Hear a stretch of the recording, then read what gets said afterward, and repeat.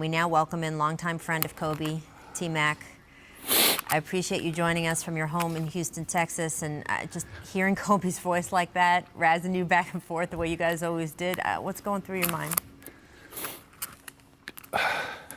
I'm devastated, just like everybody else. I mean, I think I'm the one person that has a connection that nobody else has with Kobe. And I used to stay at his house with Pam, Joe, Shea, Sharif.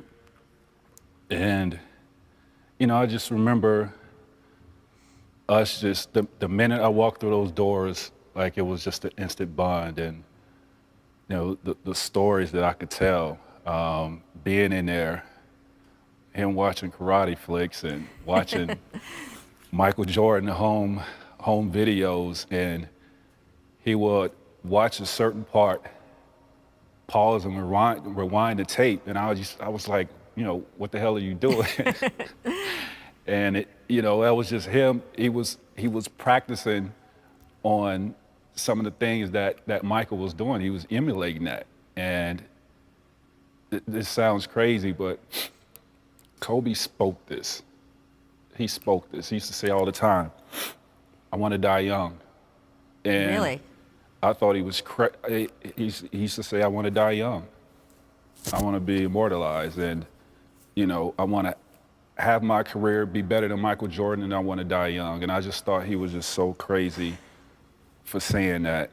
And when I got the news yesterday, I had a dance with my daughter yesterday at my wife's event, and they came and told me the news, and I just couldn't believe it, just like everybody else. But I'm devastated. I can't even imagine in those pictures into young teenage Kobe that, as you said, you have, because he felt you were his contemporary and it was someone he could let in a way that he really couldn't let anyone else in those years.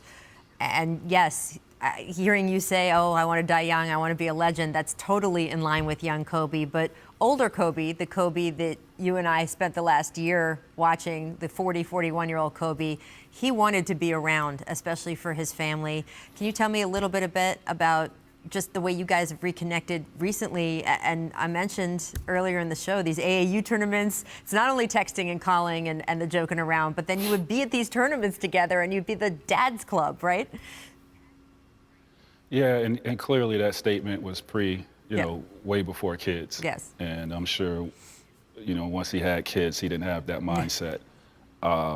We go through our careers. Let me just back up. Maybe my first 2-3 seasons, I probably wouldn't have made it through those seasons if it wasn't for Kobe, because he came in a year before me, same footsteps, straight out of high school. And, he went through some turbulent times in his rookie season, and same with myself. I used to call and lean on him for advice all the time, and he would give me that advice because we were brothers. And I went on, played for the Magic. He was playing for the Lakers and playing for championships. And me over here, I'm competing, trying to win scoring titles because I'm not competing for championships. And our relationship kind of got lost because of his mindset and what he was trying to accomplish, and I was over here.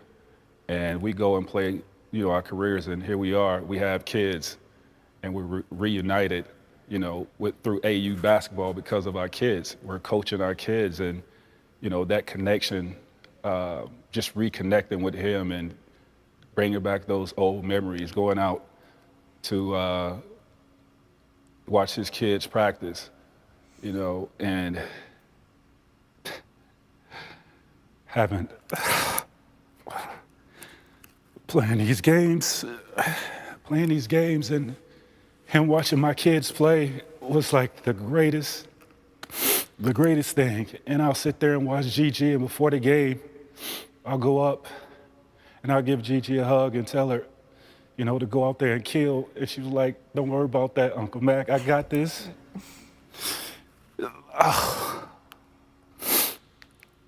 And she was special, man. She was special. She was built like Kobe. Her mannerism, everything. Just to watch her play, it was like watching a young Kobe. the move. She had a fadeaway at 13 years old. I'm watching this girl, and it just looks like her dad out there. I'm like, damn, she's going to be special. And she's not going to get that opportunity. He's not going to get that chance for her to carry on that legacy. And I was out the last tournament. I sat and I talked to Vanessa and the other 3 girls for like 20 minutes watching Gigi play. And my heart just goes out to Vanessa and those girls, and Pam and Joe, Shea and Sharia. I mean, this is hard, man. This is hard. And that's the thing, right? That we feel so much, because Kobe was a basketball player and a public person, but he was a father and a husband and a brother. And Trace, I got to tell you, I rest a little bit easier knowing that you, your wife Clorinda, are going to be there to help take care of Vanessa going forward, because she is going to need it. I can't even imagine. Mac, thank you so much for being with us. We appreciate you. I will see you soon. And we all feel it. And the way you described your friend, you did such a service to him, as you always have. Thank you. Thank you.